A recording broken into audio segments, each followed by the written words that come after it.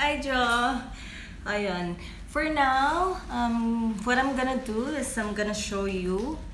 Ay, hindi. Mali. Sorry. Hindi ako nag-greet. Okay, mag-greet muna tayo.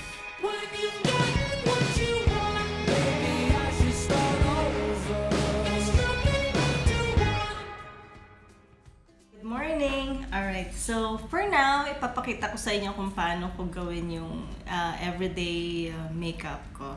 So, hindi naman to tutorial actually. Kung may matutunan kayo, di okay lang. Ngayon, nung nandito ako sa Dubai, natuto akong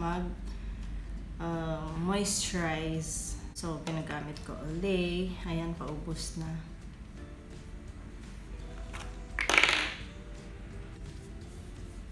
After applying the moisturizer, dito ako. Apply ko na yung foundation. Ito yung gamit ko. I'm sorry na parami yata. Meron pa dapat brush to, di ba, Trish? Yan na. Tapos, i-blend ko rin lang yan dito, around my neck. Tapos dito, around my ears. Tapos nun, maglalagay muna ako ng eyeliner sa mata ko.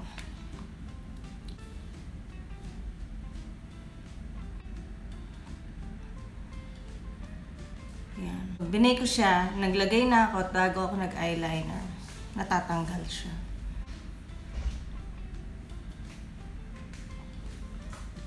Yan. Eto, turo to ni Trish. Siya nagsabi sa akin yan.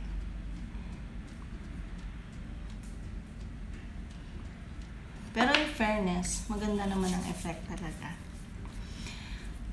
Pagkatapos niyan, dito na ako sa eyeliner. Ay, sa eyebrow ko. I'm sorry.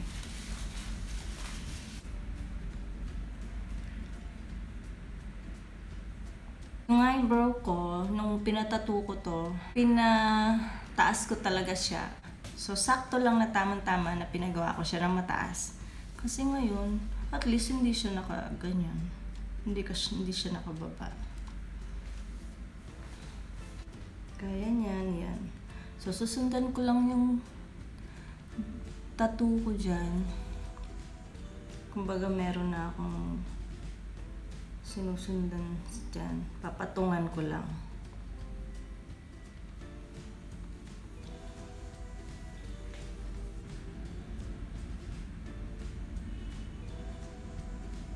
Wait lang, be. Don't forget to hydrate. Nauhaw ako na. Okay. Moving on. Balik tayo sa kilay. Guys, I'm not a pro when it comes to, makeup. Dahil pagka may mga events, meron talaga akong makeup artist. Ay, meron talaga akong nag-makeup. Si Fab, yung sa Angeles, she's really very, very good. Galing siya.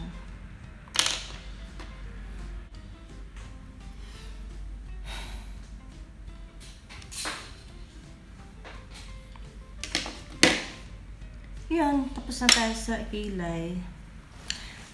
Ngayon, ang tip ko lang, pagka wala kang kilay at naguguhit ka lang, or ang suggest ko lang, medyo i-blend nyo naman ng konti dito. Kasi meron akong nakikita, minsan nakakasakay ko, nagkilay sila ng ganyan, hindi nila blend ito. As I've said, wala namang rule. Kung yun ang gusto nila at yun ang maganda para sa kanila, wala namang problema dun. Okay lang yun. Pero kasi sa akin, mas mukhang natural pagka i-blend mo to ng konti. Yan. At least kahit papano. Maganda dyan. Magandang tingnan.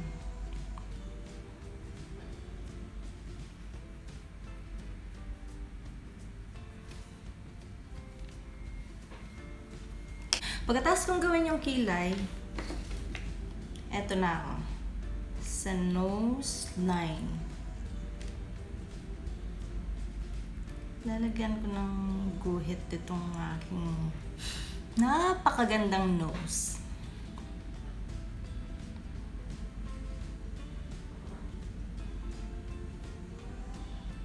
Kaya nga napaka-importante sa akin itong brush na to. Anong tawag dito? As I've said, hindi ko alam ang mga brushes. So ito, basta ang alam ko, brush to sa kilay. At saka may maliit na siya na ganyan. Alright, sabi ng anak ko, spoolie daw. Spoolie.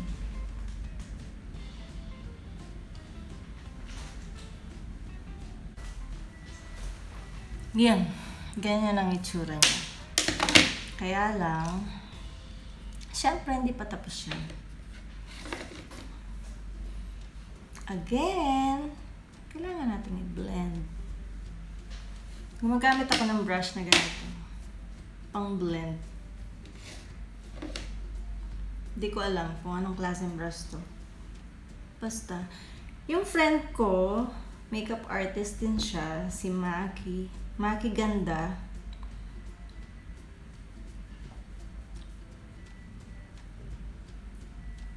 Nandito siya sa Dubai. Kung gusto niyo magpa-makeup sa kanya, iwan ko rin yung number niya sa description ko below. Yan. Inokray-okray niya yung brush ko. Kasi nag-iisa lang yung brush ko. Ito lang. Okay, so yan. Blend ko siya dyan. Pataas.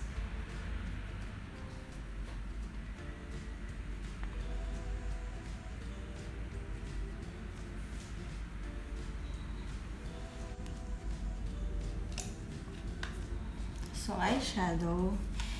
Hindi ako masyado sa mga pink. Kasi nga may edad na tayo. So, most of the time, ganito lang gamit ko. Or,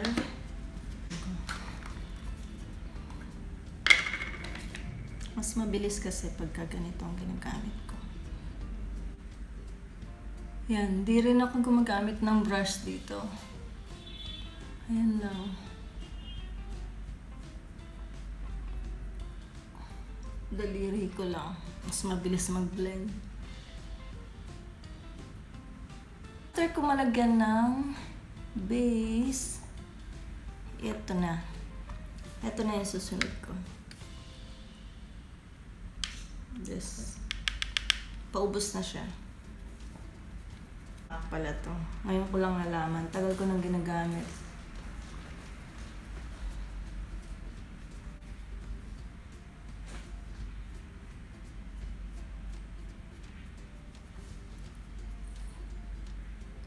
Yan. Okay. Next. Highlighter. Hindi lang dahil sa tutorial. Okay. Dito.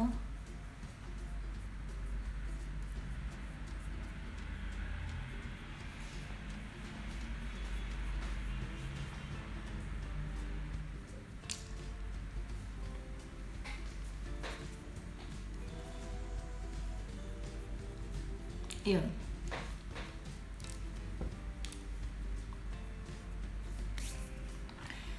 And then, eto na. Aking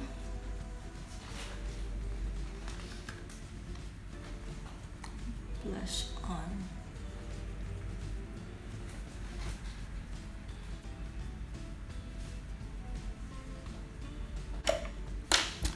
Alright. Tapos na yung blush.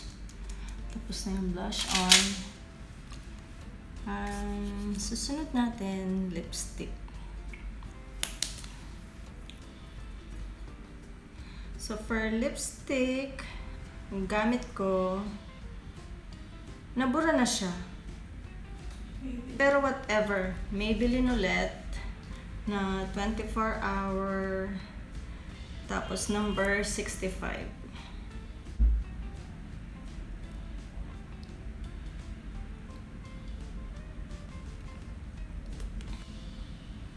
Para medyo may pout pa rin.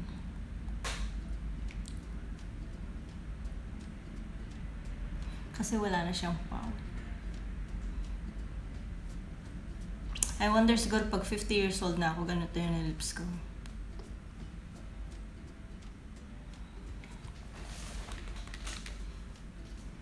Lagyan ko siya ng plumber. Oh, Tris, hindi mo alam ito. Plumber. Para konting hindi siya masyadong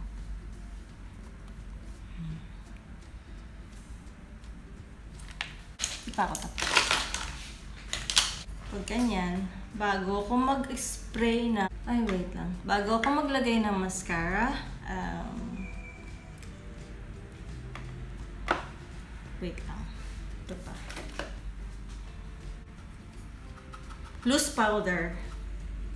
Loose powder pala. Sa sweldo niya. Yan. Pagkatapos ko maglagay ng loose powder, maglalagay na ako nito. Ito, favorite ko to. Favorite namin ni Tris, naubos na nga eh. Aqua Rosa. Ito muna yung spray ko bago ako maglagay ng mascara. Kasi pag naglagay na ako ng mascara, bago ako nag-spray nito, magkakalat siya.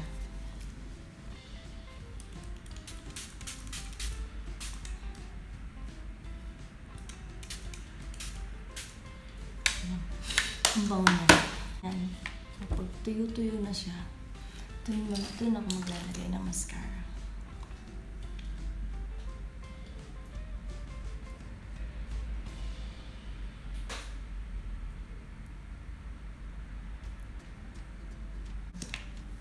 Mascara to. Try ko to.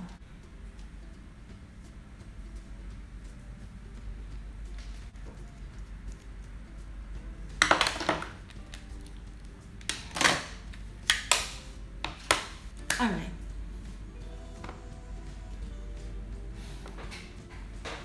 As you can see, nandito tayo sa mga nude tones, ang lipstick, yung medyo natural. Ayan. Tapos, baba lang natin ang ating hair.